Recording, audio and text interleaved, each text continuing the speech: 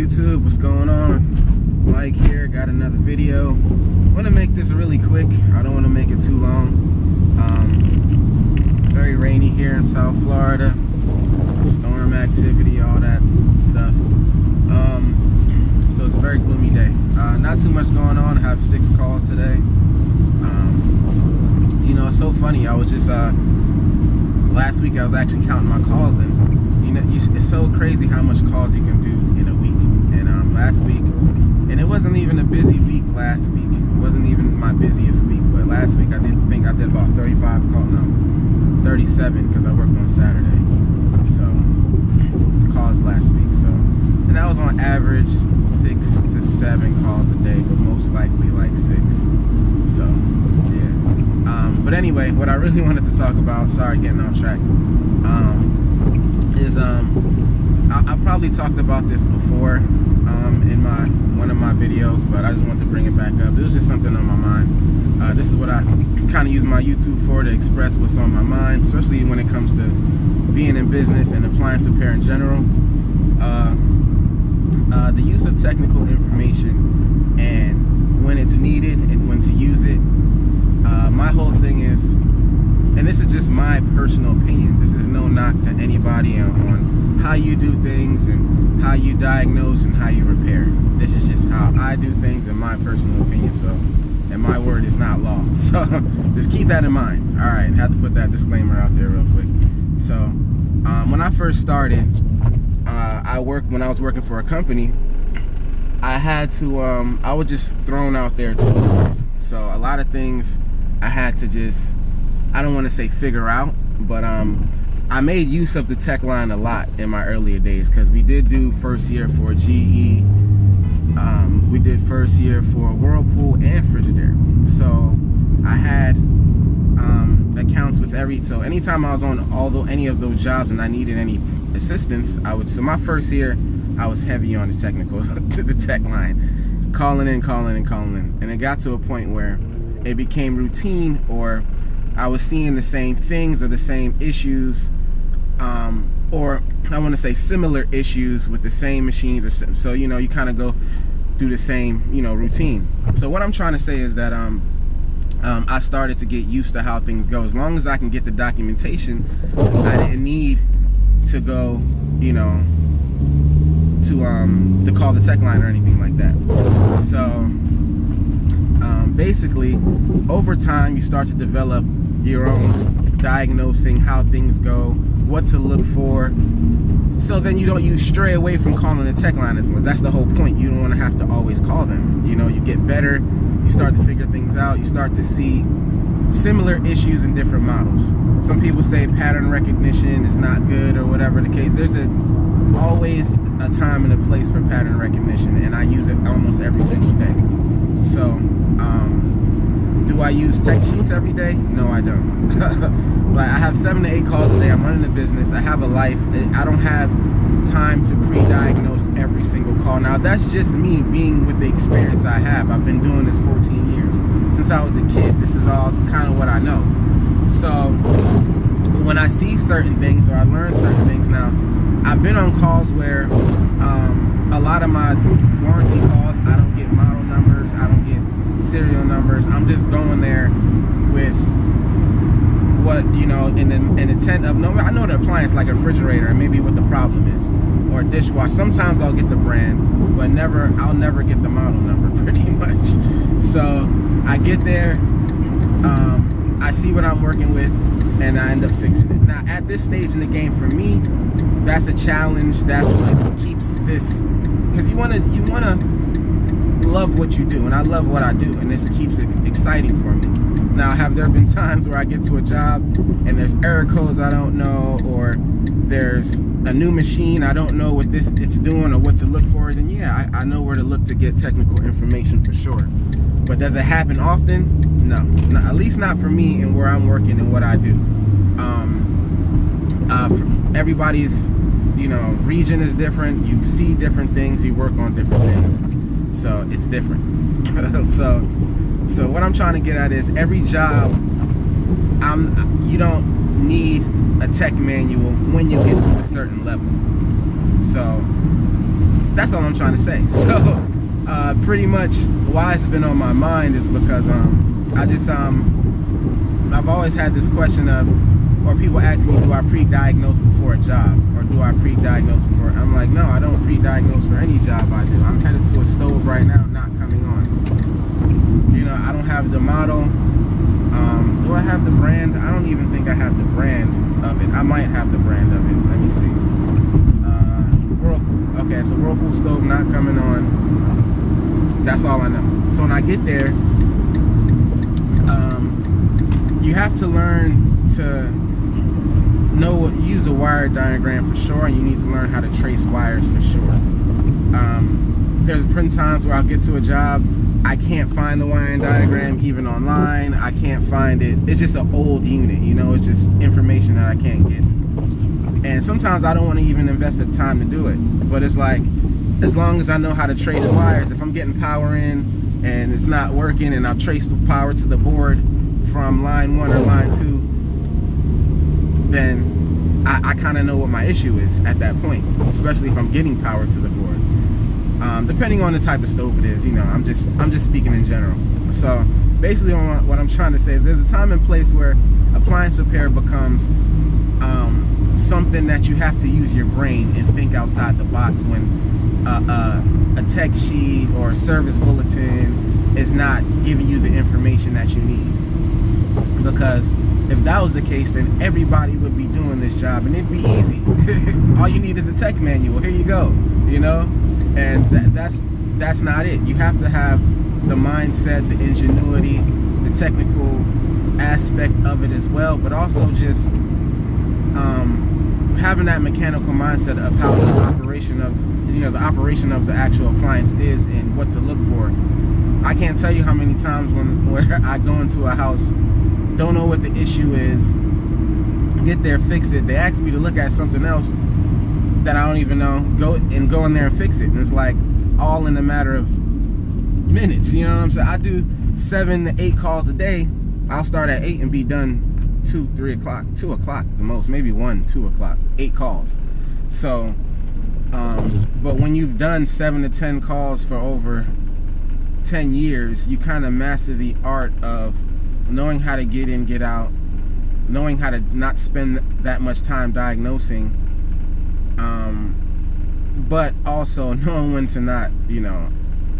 There's been times back in the past where I couldn't figure something out, and I'm actually in a company and I have 10 calls in a day. I can't stay there at that job to know what's going on. So I have to collect all the most information I can on that appliance to what I know what's going on, and then I can go look up the information, come back with a better mindset, and actually try to fix the issue. So what I'm trying to say is that there are, to me, there are different, I don't want to say levels, because once you start, your level is not really a level, because you're always learning. You know, there's always new stuff coming out. So to me, it's not level, but there's a certain point where when you're new to when you're intermediate to when you're advanced, I would say, meaning that you only can be advanced by the experience that you have. You know, I only know what I know because of the experience. I've seen things. I've seen a lot of different appliances. So when I run into something and I'm like, okay, I've seen this before. I've seen this exact issue. I'm not gonna just get the part, and I'm gonna take it apart, verify, know what's up. But I'm just to confirm. You always want to confirm what you feel the issue is, just because. You know, I can't tell you how many times I'll know an issue and I'll know what the problem is, and I'll get the part, come back, and all I had to do was just take it apart. That's all I had to do is take it apart, you know, adjust something and put it back together. I can't tell you how many times that's happened. So that's why I always encourage people in my other videos, take it apart, to practice your speed, practice your skill, because if the more you take things apart, the more you're familiar with the appliance. So that's all I'm trying to say. You know, it's good to have the ability to do both. See, the way I was taught, it was kind of backwards of how everybody is getting taught today in the standard of appliance repair. Most people are getting taught like with the Master Samurai, checking, make sure you know wiring diagrams, schematics, this. I didn't get taught that way first. I worked with a company. My boss, he started his company in 1980, so he was working on things before the technical era of the control boards and stuff like that. Still wiring diagrams and tracing wires, but just not electrical components or working with DC and stuff like that. So I was taught a little differently. I was taught with an analog multimeter. I was taught a lot of tricks and secrets of the trade and blah blah blah kind of first, and then after I got the grasp of just how a machine works, because he just drilled it into my head. What's the machine doing? Well, what is it supposed to do next? I mean, you know how these machine works. Sometimes you got to sit there and watch the cycle and see, because most dishwashers, washers, dryers have the same order of operations. Most of them, most of them, you cut them on, they might drain first, fill, sense, whatever, I'm just saying in aspect, most of them is the same. So you know what it's supposed to do at a certain given time. So you got to try to just pretty much use your brain when it comes to situations where you don't have information or you can't readily access it. Like there's a lot of times out here in Florida, I don't have service. I can't even get on Google when I need it sometimes. And it's like I have to use my head sometimes, especially if it's not an issue where it's like an error code is popping up, because there's nothing you can do at that point sometimes if you don't have error codes. You always have to have some form of documentation with error codes. That's just a given to point you in the right direction. But if it's not popping up with an error code or whatever, and you have to say, oh, dryer's not drying properly, or oven's not heating properly, or washer's not spinning properly, those different types of issues, you kind of know what to look for in a graph. When somebody tells me my washer's not spinning properly, first I'm like, well, what type of washer is it? Front loader, top loader, whatever. And then I'll know what I need to look for in that aspect, especially if I know the brand, I know how old it is, without even knowing the model number. You see what I'm saying? So that's just the way I'm thinking. But the model number will help, and me knowing what the model, I'll be more precise. I'm just saying you still have to think and have a grasp of what the issue is before you even get to a job. Not if you go into a job not knowing what the model or the brand of the issue is. That's all I'm trying to say. So sorry if I'm ranting this morning. I just wanted to put that out there, because like I said, I come from a different age of training.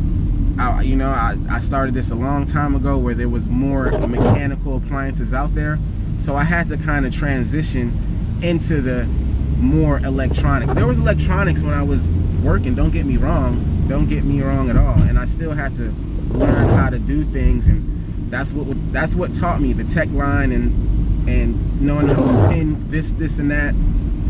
That's what it was. But I only needed it when I couldn't just know what the problem was from just the order of operations, or just, hey, it's not draining, but the drain pump is working. All right, so something is just like a dishwasher where they say it's leaving water at the end, but you put it in the drain and it drains properly when you put it in manual drain. But is it completing the cycle? So it's like different things you have to look for, and when you've been doing this for a long time. So yeah, so that today morning was just my little rant, you know what I'm saying? I don't know if you're gonna learn anything from it or not. It's just my personal opinion on how appliance repair is. My completion rate is pretty high. I have a great business. I'm always pretty busy, and I don't pre-diagnose. I get to a job, and most of the time I just fix it, because I just know that's just the experience, knowing what to look for. I went to a job, it was a fridge freezing up. I get there, it's a fridge freezer. Pretty much you can put it in fridge. Was it a Frigidaire? Yeah, you can put it in fridge mode or freezer mode. All I know is I get there is a big block of ice. I know it's a defrost issue. I know I need to check heater, I need to check thermostat, and if there's a timer or adaptive control board timer, I need to get that information for it. But let's just say I check the heater, and that's good. and then I check the thermostat. That's not good. I know what the problem is, or vice versa. For the most part, you know, that's what. If I need to go further and double check the timer, or the control board, then I'll do that. But you know, I've been doing this so long, it's like 9 times out of 10 you'll get those odd jobs here and there where it's like you'll change the thermostat and it's still having an issue. But rarely, or if you diagnose that's the problem, or if I diagnose the heater, well, I diagnosed that the heater was the problem. The heater failed on that particular job, but so I'm gonna get the heater. You know, I did check the thermostat because it was right there, but it's like, and it was good, but did I really need to? If I'm moving through a job, you know, that's just my opinion. I've been doing this so long, so it's my difference. You know, some people will say, hey, no, you should have checked thermostat as well, which I did in this case, but there's been times where I haven't. Once I find the bad part, I'll just change the bad part and not have a recall. You know, so there's been times where I have changed the bad part and haven't had a recall. And those jobs where that has happened, I know now to check to make sure, blah, blah, blah. You learn from your experiences and your mistakes. So it's kind of like once you run into them, then you know what to look for. So I don't know. Out of those 37 calls last week, I had one recall. Just one recall. That's about it. So, you know, some installs, a lot of new jobs, but I only had one recall out of that 37 jobs. Sorry, I'm just thinking about the 5 days. Saturday I ran 2 calls, so 37 calls. But so I don't have to lie, you know. There's some weeks where I have 3 recalls. You know, it just happens. Now, we always try to minimize the recalls. There's some weeks where I have no recalls, but that recall I had wasn't even the issue with the part I installed. It was because it was a dishwasher. They just moved in. They used it once and it leaked. It was a leak through the motor. Fixed that issue. They used it and they called back saying it's leaking worse. But what happened was it was leaking through the front door. They were just using the wrong kind of soap. You know, that's pretty much it. I told them to use liquid. They were using pods, and it was an old school GE type of washer with the motor sump assembly all the, you know, motor drain together, no drain pump, no separate drain pump. But anyway, wanted to finish it up today. Hope you guys have a great day. About to get to this job, and yeah, just wanted to shout out everybody, all my people. You know who you are, and you guys take it easy and have a great day.